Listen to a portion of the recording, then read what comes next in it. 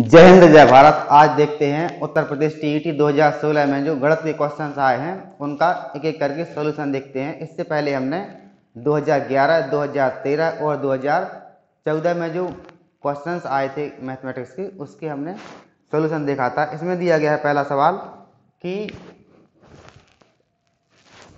यदि किसी बस की चाल इसकी सामान्य चाल से 5 किलोमीटर प्रति घंटा अधिक कर दी जाए तो यह 300 किलोमीटर यात्रा तय करने में 2 घंटे कम समय लेती है। बस की सामान्य चाल क्या है? तो इसमें क्या है कि 300 किलोमीटर की यात्रा है, इसमें 300 किलोमीटर की यात्रा है। यदि बस अपनी सामान्य चाल से चलती है तो जितना समय लगता है, और यदि 5 किलोमीटर और बढ़ा दिया जाए चाल में तो जो समय लगता है उसमें 2 घंटे का अंतर आता है। तो सामान्य चाल बताइए। ऑप्शन दिए गए हैं 25, 30, 45 और कोई नहीं। ये आपके 4 ऑप्शन दिए गए हैं। तो सबसे पहले हम देखते हैं पहला ऑप्शन। यदि सामान्य चाल है, हमने मान लिया है कि सामान्य चाल 25 है तो इसमें कितना टाइम लगेगा? सामान्य चाल यदि 25 है तो 25 से कम 25 बचा 5, 25 दूनी 50, यानी 12 घंटे लगेगा। यदि चाल है जो आपकी 5 बढ़ा दी जाए, यानी 25 थी तो हमने कितना कर दिया? 30 कर दिया, तो टाइम कितना लगेगा? 30 से कम 30, यानी 10 घंटे लगेगा। यदि सामान्य चाल से चलती है तो लगते हैं 12 घंटे, यदि 5 बढ़ा दिया जाए तो 2 घंटे कम लगते हैं। तो आपका पहला ऑप्शन है जो वो सही हो गया। तो इसमें यही कहा गया था कि यदि 5 किलोमीटर प्रति घंटा बढ़ा दिया जाए चाल में तो 2 घंटे कम लगते हैं। तो पहले लग रहा था 12 घंटे, अब लग रहा है 10 घंटे। तो ये आपका ऑप्शन से आपका 1 मिनट के अंदर सवाल सॉल्व हो जाएगा। यदि आप वैसा करना चाहें कि हमें तो पूरा फुल मीटर चाहिए है, तो इसमें क्या है कि कुल दूरी है आपकी 300 और चाल मान ली हमने कि सामान्य चाल है, जो सामान्य चाल है x। तो इसमें क्या करना पड़ेगा आपके लिए कि दूरी बटे चाल। तो ये कितना, ये आपका टाइम आ गया, ये आपका समय, और अब क्या करना है कि 5 किलोमीटर प्रति घंटा बढ़ा देना है, यानी x + 5 चाल हो जाएगी। ये भी टाइम है, तो इन दोनों में कितने का अंतर है? इन दोनों में 2 का अंतर है, यानी 2 घंटे कम लगता है समय। इसका टाइम और इसका टाइम में कितने का अंतर है? 2 का। अब इसे कर लीजिए सॉल्व, तो x का मान कितना निकलेगा? 25। तो या तो आप ऑप्शन से करें या फिर फुल मेथड से, आपका उत्तर आपका सेम आएगा। अब देखते हैं दूसरा क्वेश्चन। यदि 9 की पावर 2x - 1 बराबर 2 की घात 5 -5 हो तो x का मान बताना है। इसमें क्या करेंगे, इसके लिए लिखते हैं हम 3 की पावर 2 की पावर 2x - 1 बराबर इस, और इसके लिए ये 2 का गुणा होना है 5 बार। 2 दूनी 4 दूनी 8 दूनी 16 दूनी 32, ये हो जाएगा आपका 32 - 5। इसे घात के ऊपर घात है तो गुणा हो जाएगा। 3 की घाते 4x - 2 बराबर ये कितना हो जाएगा आपका? 27। यदि 12 घटा दिया हमने तो बचा आपका 27। अब 27 के लिए हमने क्या लिख दिया यहाँ पे? 3 की घाते 3। तो यहाँ पे देखिए आप आधार समान है तो घातों की तुलना कर देंगे। घातों की तुलना मतलब 4x - 2 बराबर 3, 4x - 2 बराबर 3। 2 के लिए ले जाएंगे इस साइड, तो 4x बराबर हो जाएगा आपका 3 और 2 5। तो x बराबर 5/4 हमको निकालना था x का मान। तो x का मान कितना निकला? 5/4। ऑप्शन में दिया गया है डी ऑप्शन। तो इसमें दिया गया था कि x का मान बताइए। इसके लिए क्या किया हमने? 9 के लिए लिख दिया 3 की घात 2, घात का घात में गुणा कर दिया तो 4x - 2। यहाँ पे क्या हुआ? यहाँ पे 2 की घात 5 का 32, ये 5 घटा दिया तो 27। 27 के लिए लिखा हमने 3 की घात 3। अब आधार समान है तो घातों की तुलना कर दी। यहाँ पे 2 इस साइड ले गए तो हो गया 5, x बराबर 5/4।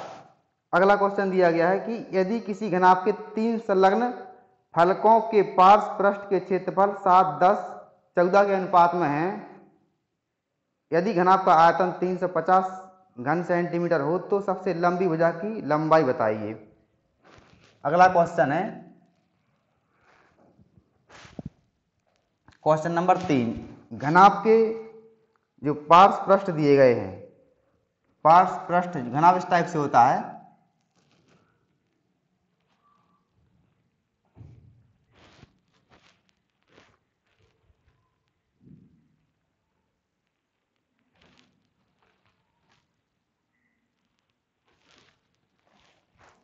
ए होता है घनाभ। इसके पार्श्व पृष्ठ का क्षेत्रफल दिया गया है, उनका अनुपात दिया गया है 7:10:14, यानी ए मान लिया कि एक पार्श्व पृष्ठ है आपका, और एक पार्श्व पृष्ठ ए है, और एक पार्श्व पृष्ठ मान लिया हमने सामने वाला है। तो इनका अनुपात दिया गया है, इनका अनुपात 7, 10 और 14 दिया गया है। और घनाभ का आयतन दिया गया है 350 घन सेंटीमीटर। आयतन क्या दिया गया है? वॉल्यूम दिया गया है 350 घन सेंटीमीटर। तो जो आपका 7, 10, 14 है, ये क्या दिया गया आपका? पृष्ठों का आपका क्षेत्रफलों का अनुपात। तो हमने मान लिया कि लंबाई है आपकी L, चौड़ाई D, ऊंचाई H है। तो लंबाई गुणा चौड़ाई दिया गया है, लंबाई गुणा चौड़ाई कितना दिया गया है? 7x, और चौड़ाई गुणा ऊंचाई कितना दिया गया है? 10x, और ऊंचाई गुणा लंबाई कितना? 14x। अब क्या करेंगे इसमें? अब चूंकि आयतन बराबर होता है, आयतन बराबर होता है लंबाई गुणा चौड़ाई गुणा ऊंचाई, तो इसमें क्या करेंगे हम? इसका हमने स्क्वायर कर लिया, तो आपका v square equal to L square, b square और h स्क्वायर। या फिर ना करना चाहें तो ना करें। जैसे आयतन दिया गया है 350 बराबर लंबाई कितना है आपका? अब यहाँ पे चूंकि केवल लंबाई तो दिया नहीं गया, यहाँ पे लंबाई गुणा चौड़ाई दिया गया है। हम यदि तीनों गुणा कर देते हैं यहाँ पे, तो क्या आएगा आपका? लंबाई स्क्वायर, चौड़ाई स्क्वायर, ऊंचाई स्क्वायर बराबर, क्योंकि लंबाई गुणा लंबाई लंबाई स्क्वायर, चौड़ाई गुणा चौड़ाई चौड़ाई स्क्वायर, और ऊंचाई गुणा ऊंचाई h स्क्वायर बराबर कितना हो जाएगा? गुणा हो जाए आपका 7x गुणा 10x गुणा 7x गुणा 10x गुणा 14x। तो इसका मान इतना, इसीलिए हमें यहाँ पे वर्ग करना पड़ रहा है।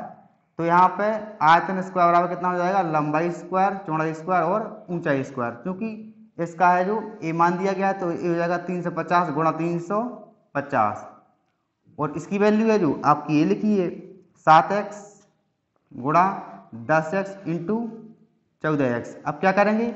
यहाँ पे काट लेंगे। 7 से हमने इसके लिए काटा हमने, तो 7 पन्ना 35, ये कटा आपका 50 बार। 10 से हमने काटा इसे, तो ये 10 पन्ना 50। अब काटेंगे 14 से, तो इसे काटा हमने 14 से, 14 दूनी 28, कितना बचा? 7, 14 पंचे 70, तो ये कटा आपका 25 बार।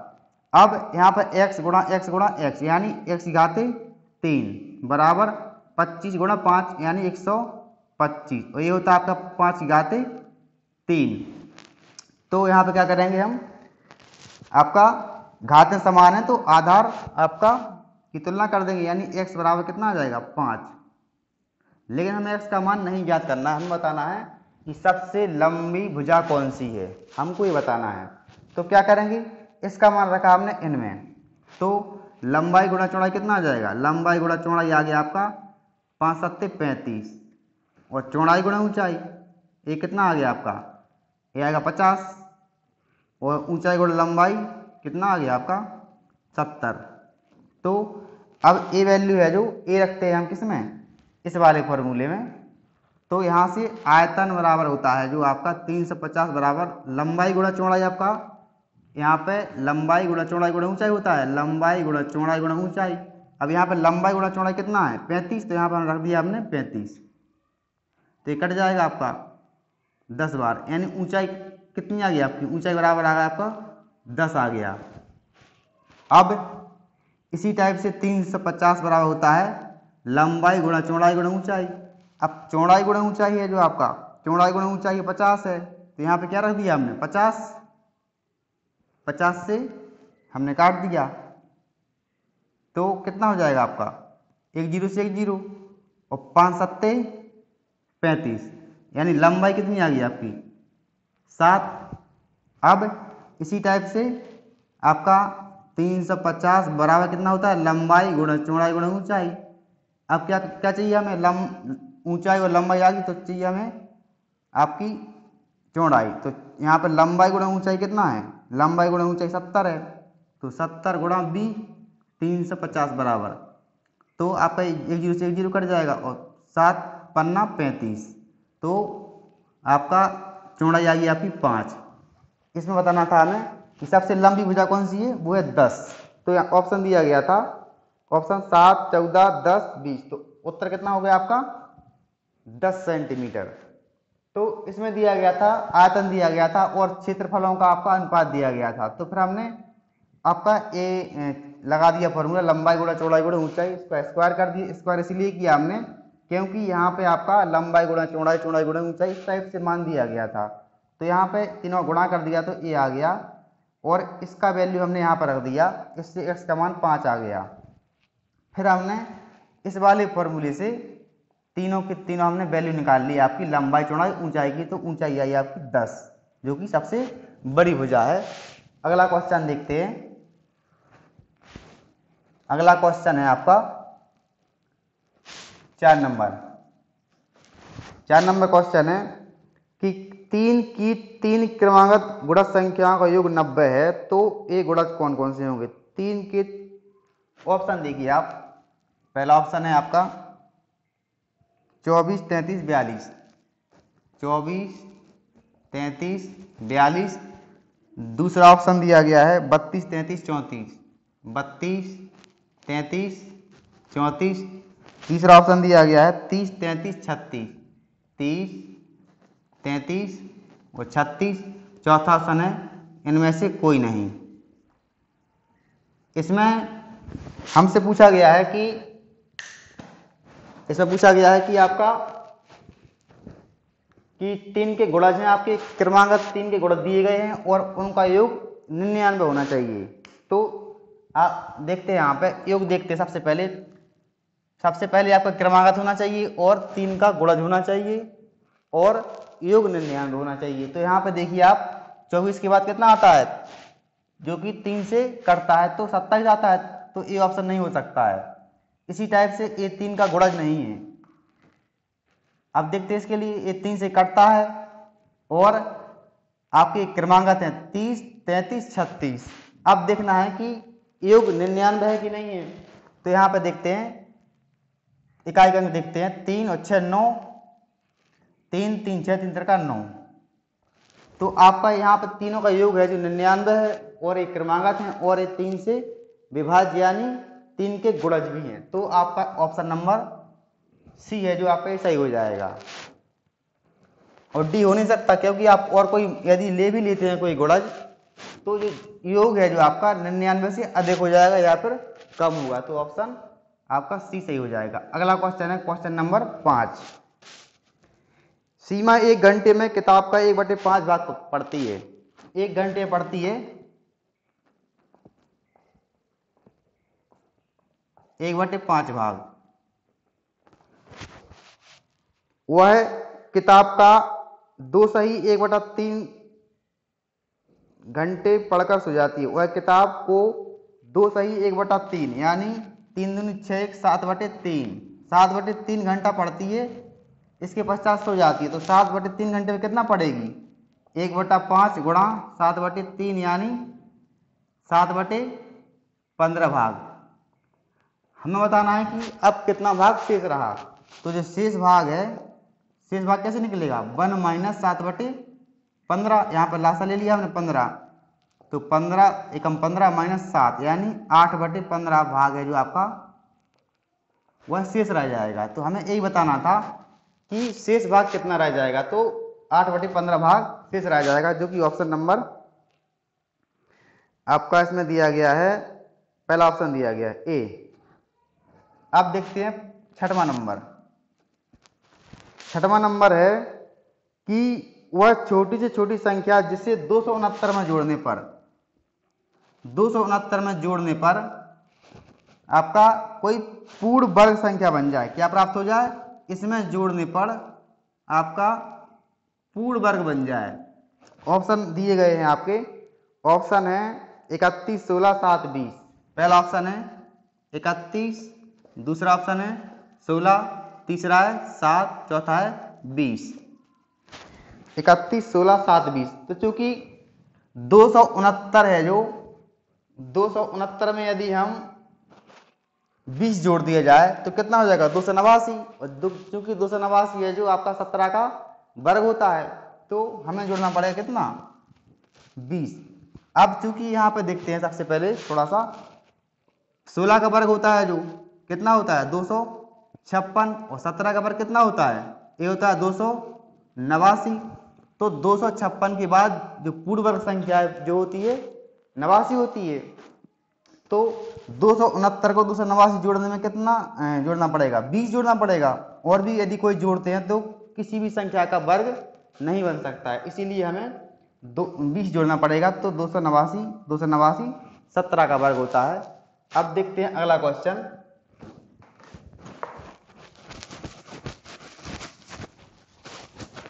अगला क्वेश्चन दिया गया है कि 2003 का प्रथम दिन बुधवार था, तो सन 2005 का अंतिम दिन कौन सा होगा। यदि 2003 का प्रथम दिन बुधवार था तो 2005 का अंतिम दिन कौन सा होगा। तो एक कैलेंडर क्वेश्चन दिया गया है, तो इसे देखते हैं।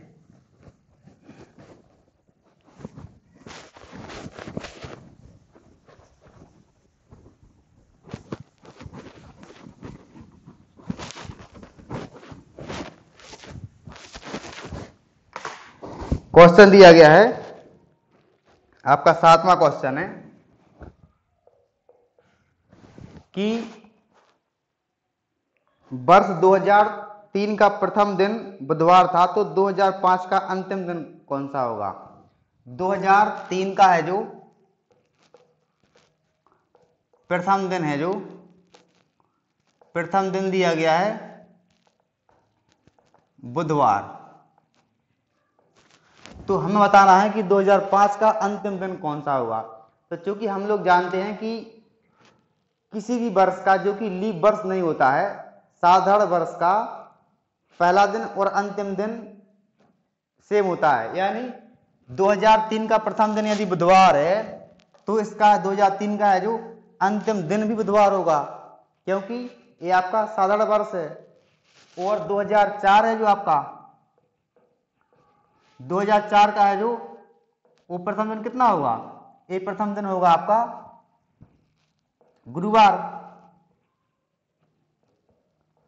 क्योंकि 2003 का है जो अंतिम दिन क्या होगा आपका बुधवार। प्रथम और अंतिम सेम होता है, तो इसका है जो आपका लास्ट होगा आपका बुधवार। तो पहला दिन होगा इसका 2004 का गुरुवार। अब इसका पहला और इसका अंतिम, यदि ये लीप वर्ष नहीं होता तो ये आपका गुरुवार ही होता, क्योंकि पहला दिन और अंतिम दिन सेम होता है साधारण वर्ष का। अब क्योंकि ये है आपका लीप वर्ष, यदि ये लीप वर्ष है तो एक दिन बढ़ जाता है आपका, तो आपका अंतिम दिन हो जाएगा क्या, शुक्रवार। सॉरी, आपका ये हो जाएगा आपका, हाँ शुक्रवार हो जाएगा।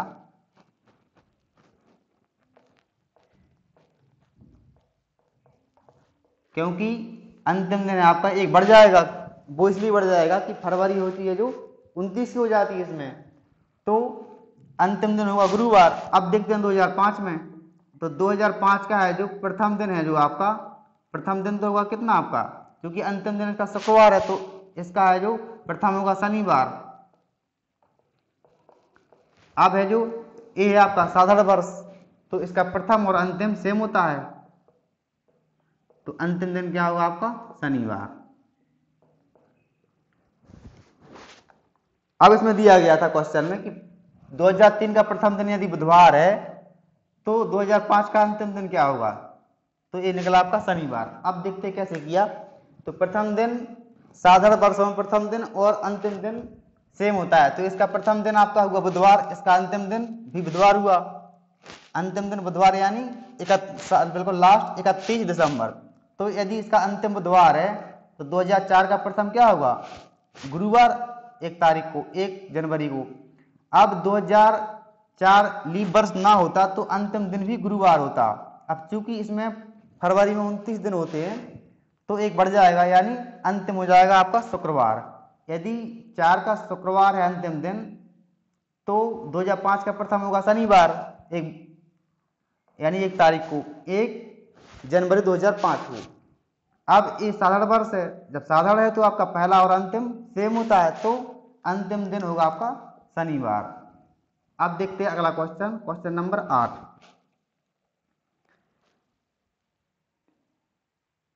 बताइए इनमें से मासा क्या होगा? तो 14/33, 21/22 और 42/55, इसका बताना है मासा। अब चूंकि भिन्नों का जो मासा है वो होता है आपका अंश का मासा बटे हरों का लासा, ये होता है फॉर्मूला। अब यहाँ पे 14, 21 और 42, इसका मासा कितना होगा? मासा वो संख्या होती है जो कि तीनों में होती है, जैसे 7 दूनी 14, 7 21 और 7 6 42। तो बड़ी से बड़ी संख्या जो कि तीनों के लिए विभाजित कर दे या काट दे तो यहाँ पर 7 होगी, यानी इन तीनों का मासा कितना होगा? 7। इसका बताना हमें कि क्या लासा। तो लासा है जो हम यहाँ पे देखते हैं निकाल के 33, 22 और 55, इसका बताना है हमें लासा। तो क्या करेंगे? 11 से कट रहा है, 11 8 33, 11 दूनी 22, 11 बनना 55। अब है जो आपका पहले 3 से, फिर 2 से, फिर 5 से काटेंगे, तो यानी लासा बराबर कितना हो जाएगा आपका? 5 दूनी 10, 10 तिया 30 और 30 और 11, 11 आती 33, 330। तो लासा निकला आपका 330। तो 7/330 हो जाएगा आपका इसका उत्तर। भिन्नों का मासा बराबर होता है अंशों का मासा अपॉन हर का लासा। तो मासा निकला अपना 7 और लासा निकला 330। इसी टाइप से यदि पूछता इनका लासा क्या होगा तो लासा में होता है उल्टा, यानी अंश का लासा बटे हर का मासा। ठीक, अब देखते हैं अगला क्वेश्चन। अगला क्वेश्चन है 9वां नंबर। 9वां है जो वो दिया गया है कि 57 रुपये और 75 पैसों का मूल्य, 57 रुपये और 75 पैसे, इसको बदलना है पैसों में। तो ये कितना हो जाएगा आपका? 57 गुणा 100 यानी 5700 पैसे, और ये आपके 57 पैसे हो जाएंगे केवल। 57 और आपके यहाँ पे दिया गया है 75 पैसे, तो आपके 57 हो गया 5700 और 75 पैसे का यानी 75 पैसे रहेगा, तो कुल कितना हो जाएगा? 5775 पैसे। हमको चेंज करना था कि 57 रुपये और 75 पैसे के लिए पैसों में, तो इसका हो जाएगा 5700 और 75, 5775। ये दिया गया है, ऑप्शन नंबर डी दिया गया है।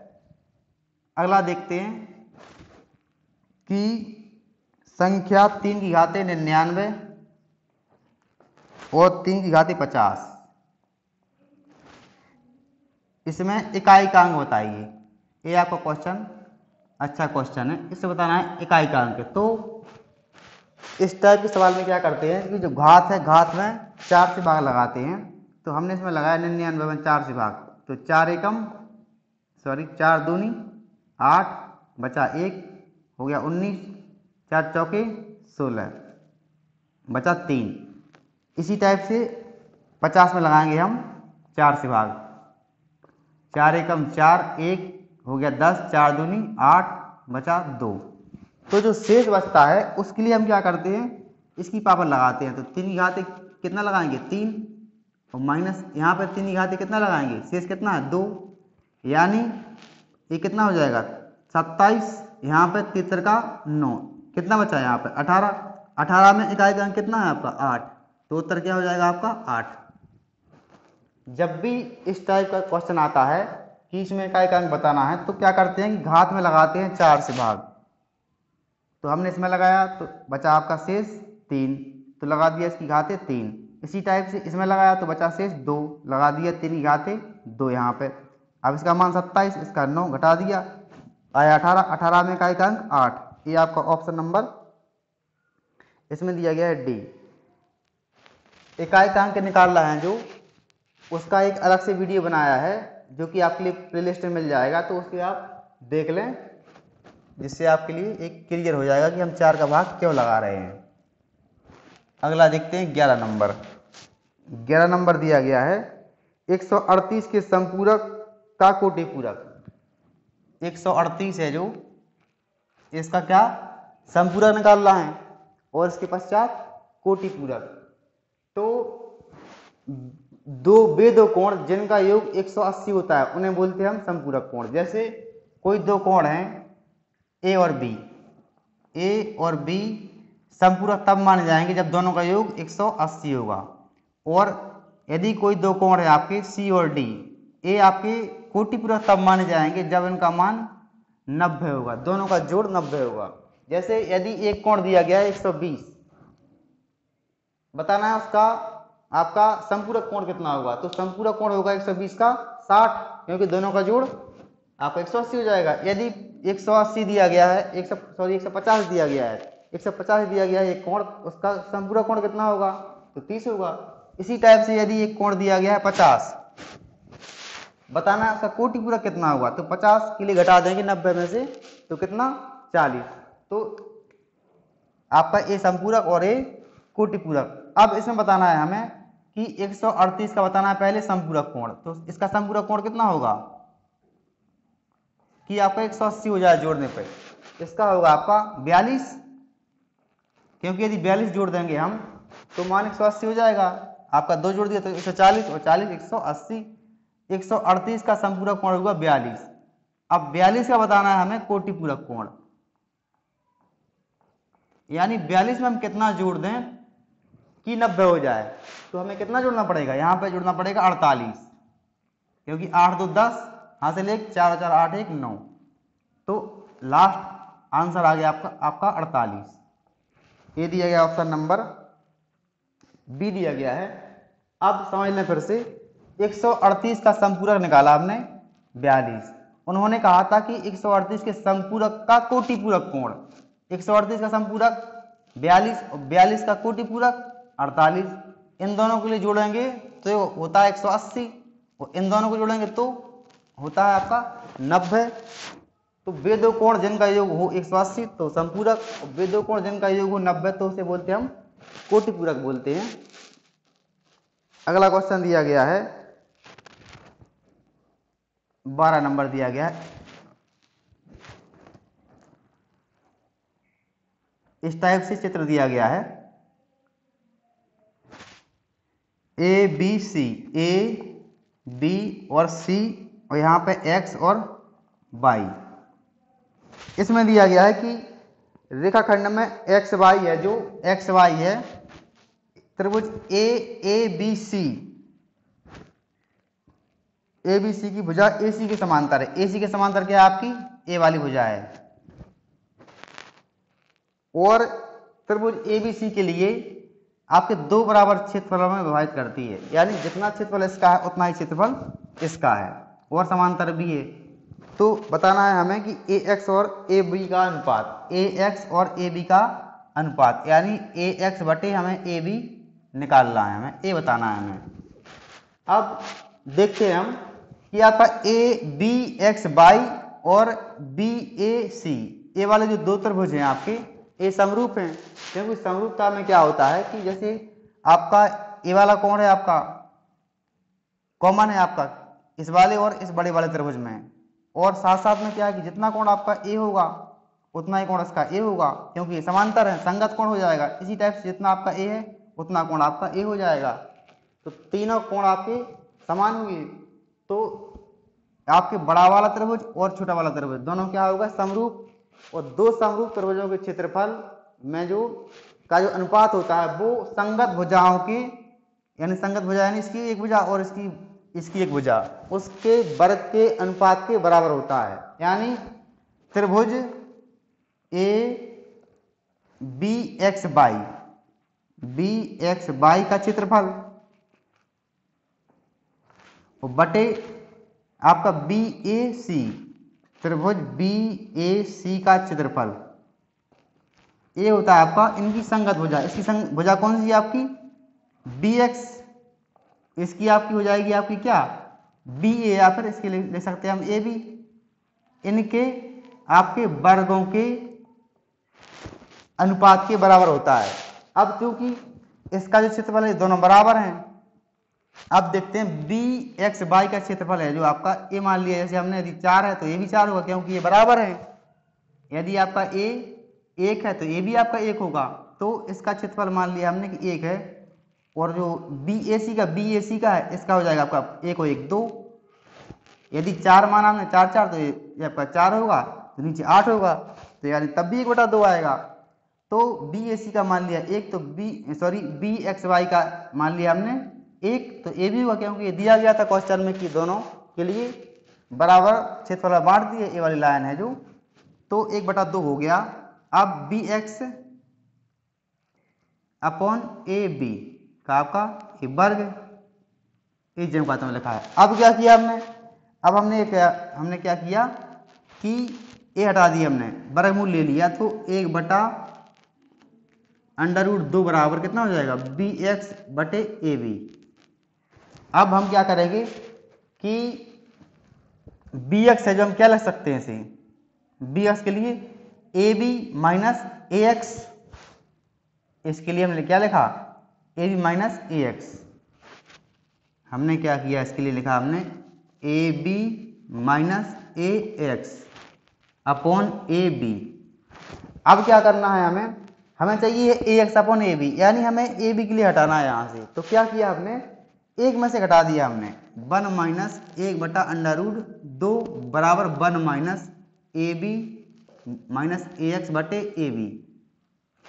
दोनों पक्षों के लिए एक में से घटा दिया, वो इसलिए हमने किया कि A B C A B आपका यहाँ पे कैंसिल हो जाएगा। यहाँ पे क्या करेंगे, लासा ले लेंगे, तो रूट यहाँ पे हो जाएगा √2 माइनस 1 अपॉन √2। यहाँ पे लासा लिया हमने √2, तो 1 अपॉन 1 हो जाएगा, तो √2 एकम √2, तो √2 और आपका √2 से कट जाएगा, ये 1 मतलब गुणा इसमें, तो 1 बराबर यहाँ पे क्या हुआ आपका ए बी लासा, तो ए बी आपका यहाँ पे ए बी माइनस, यहाँ पे हो जाएगा ए बी और आपका माइनस माइनस प्लस, तो plus A X, A B से ए बी कैंसिल, तो A X upon A B. यहाँ पे देखते हैं A X upon A B कितना आया, बराबर √2 माइनस 1 अपॉन √2। अब चूंकि हमें दिया गया है इसमें ऑप्शन नंबर 2 आपका दिया गया है 2 माइनस √2 अपॉन 2, तो इसमें क्या करें, ए बनाने के लिए इसमें √2 का परमेयीकरण कर दें हम, √2 अपॉन √2 ऊपर नीचे गुणा कर दिया, तो क्या बन जाएगा आपका, ये हो जाएगा आपका 2 माइनस √2 अपॉन 2। तो ए ऑप्शन दिया गया है हमें, ऑप्शन नंबर 2 दिया गया है, यानी बी दिया गया है, तो आपका उत्तर हो जाएगा 2 माइनस √2 अपॉन 2। अब देखते हैं इसके लिए फिर से, हमें दिया गया था इस टाइप का स्ट्रक्चर दिया गया था, इसमें दिया गया था कि जितना क्षेत्रफल आपका इसका है उतना क्षेत्रफल आपका इसका है। अब समरूप त्रिभुजों की ये प्रॉपर्टी होती है कि आपका एक त्रिभुज का क्षेत्रफल बटे दूसरे का क्षेत्रफल बराबर संगत भुजाओं के वर्गों के अनुपात के बराबर होता है। तो यहाँ पे इसका क्षेत्रफल है जो आपका 1 है, इस बड़े वाले का आपका 1/2 हो जाएगा। अब इसका वर्गमूल ले लिया 1/√2। अब फिर क्या किया हमने, यहाँ पर देखा कि आपका ए बी आपका ऊपर आ रहा है, जबकि हमें ए बी नहीं चाहिए, तो हमने एक में से घटा दिया, जब घटाएंगे तभी ना आपका ए माइनस में आएगा, तो कट जाएगा आपका ए बी से ए बी, तो यहाँ पे काट दिया हमने। इसके बाद यहाँ पे आपका उत्तर तो वैसे ए आ गया, लेकिन ए उत्तर है आपका मैच नहीं कर रहा है, तो हमने √2 से √2 का परमेयीकरण कर दिया, तो 2 माइनस √2 अपॉन 2 हो गया आपका। अगला क्वेश्चन देखते हैं, अगला क्वेश्चन है आपका 13 नंबर।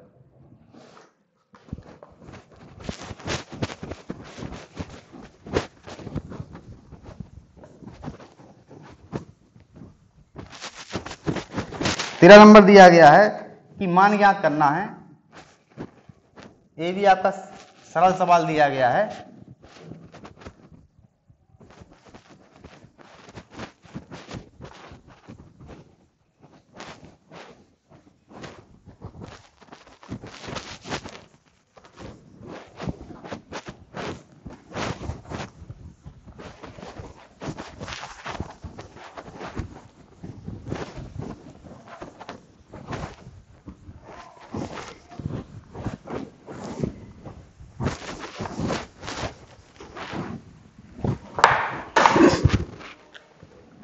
तेरह नंबर दिया गया है 1/3 की घाते -1 माइनस 1/4 की घाते -1 और इस दोनों की घाते -1, इसका बताना है मान। इसका मान बताना है। ऑप्शन 1 -1 0 3/4। तो सबसे पहले यहाँ पर समझते हैं कि जैसे आपका लिखा है 4/5 की घाते -1, इसका मतलब होता है 1/4/5, यानी 1 के नीचे लिख देते हैं तो मान कितना हो जाएगा आपका 5/4। तो कोई भी संख्या है यदि -1 लिखा है तो वो पलट जाती है, तो इसी का हम इस्तेमाल करते हैं यहाँ पे। तो यहाँ पे क्या होगा आपका, यहाँ पे 3/1 हो जाएगा। यहाँ पे 1/3 का 3/1, तो आपका -1 हट गया। इसी टाइप से ये भी आपका पलट जाएगा तो 4/1 हो जाएगा और घाते कितना आपका -1। इसे आगे सॉल्व करते हैं तो ये होगा आपका -1 बचेगा, क्योंकि ये 3 है -4 है तो -1 अपॉन में 1 लिख दिया हमने और घाते -1। अब क्या करेंगे, अब चूंकि ए हटाना है तो आपका ए पलट जाएगा तो 1/-1 हो जाएगा आपका बराबर 1/-1 का मतलब होता है -1। तो उत्तर कितना हो गया -1। तो इसमें केवल आपका एक प्रॉपर्टी पे काम चल रहा था कि किसी भी संख्या में यदि -1 लिखा है जैसे, तो उसके लिए हम 1/a के रूप में लिख सकते हैं, यानी वो संख्या पलट जाती है। तो एकदम सिंपल सवाल था। ऑप्शन नंबर आपका था, इसमें पहला ऑप्शन था। अब देखते हैं 14 नंबर। 14 नंबर में दिया है कि किसी त्रिभुज की भुजाएं 35, 54 और 61 है तो सबसे बड़े शीर्ष लंब की लंबाई बताइए। सबसे बड़ा शीर्ष लंब है जो क्या होगा। 14 नंबर है कि एक त्रिभुज दिया गया है, इस टाइप से कोई त्रिभुज दिया गया है, इसकी लंबाई है 13, एक की है आपकी 35, 54 और 61, 35, 54 और 61, सबसे बड़ी आपकी ये होगी। तो इसमें बताना है कि जो शीर्ष लंब है सबसे बड़ा कौन सा होगा। तो थोड़ा सा इसे और सही कर लें।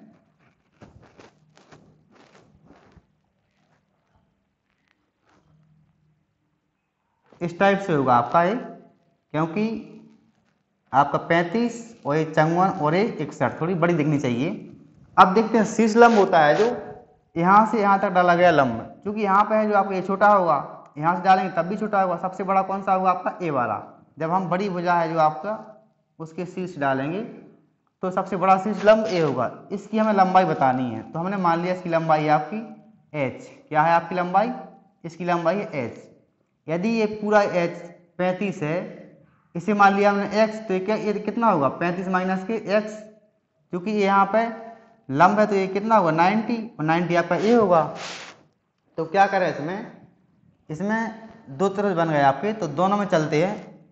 इसमें यदि हम पाइथागोरस प्रमेय लगाते हैं तो कितना होगा आपका कर्ण का वर्ग यानी 54 का वर्ग बराबर होगा आपका आधार का वर्ग यानी 35 माइनस के एक्स, इसका वर्ग प्लस के आपका लंब का वर्ग। इसी टाइप से यदि हम इसमें चलें इस वाले त्रिभुज में तो आपका 61 का वर्ग बराबर क्या होगा कर्ण का वर्ग बराबर आधार का वर्ग यानी x² प्लस h²। अब हमें इन दोनों से निकालना है हमें आपका एक्स का मान निकालना है, क्योंकि क्या करेंगे यहाँ से निकालेंगे एच का मान, एच स्क्वायर का मान, तो एच स्क्वायर कितना होगा, चंगवन का वर्ग माइनस यहाँ पे आ जाएगा ये, तो 35 माइनस के एक्स का वर्ग, यहाँ से एच स्क्वायर का मान निकाला हमने तो ए आ गया।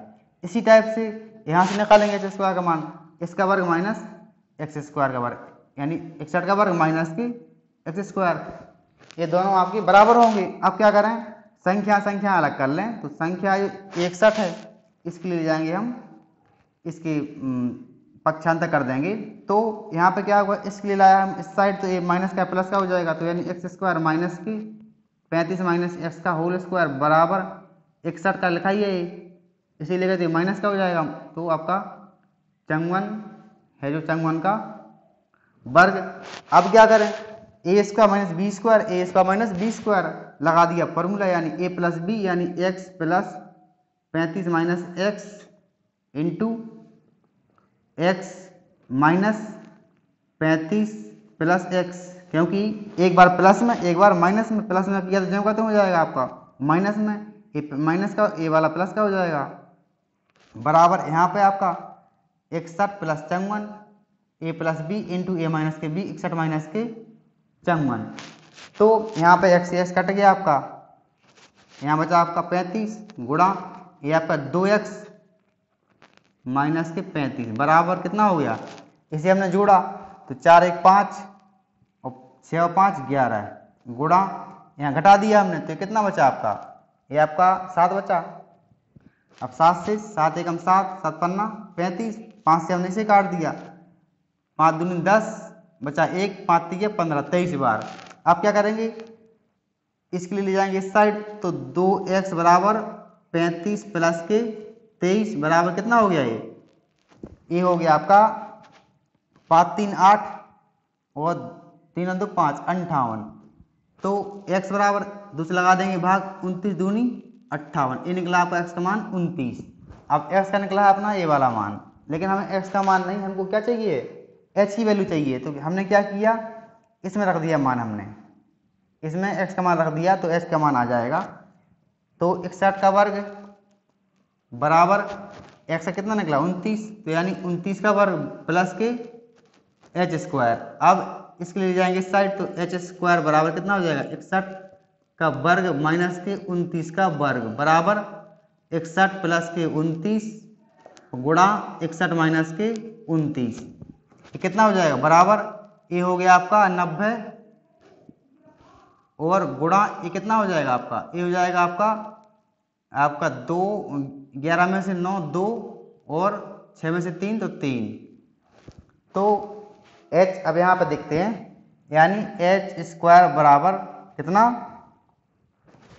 90 के लिए लिखा हमने 9 गुणा 10 यानी 9 गुणा 5 गुणा 2 यानी 5 दूनी 10 नाम 90, और इसके लिए 32 के लिए 16 गुणा 2 16 दूनी 32।